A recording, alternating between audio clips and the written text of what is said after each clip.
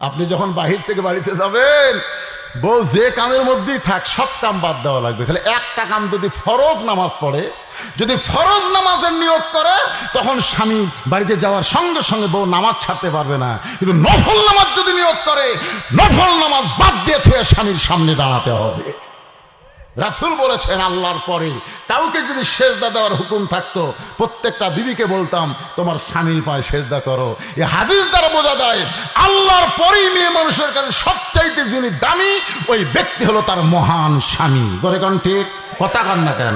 আপনাকে বিরুদ্ধবাদ হচ্ছে না পক্ষে হচ্ছে? এটা হ্যাঁ দিবে।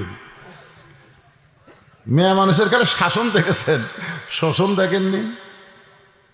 সারা জীবন বাংলাদেশে নারী নির্যাতনের কেস হলো, কিন্তু পুরুষ নির্যাতনের কোনো কেস নেই। আপনারা বলেন তো, হাসিনা নারী হয়ে পুরুষ নির্যাতন কম করছে না বেশি করছে?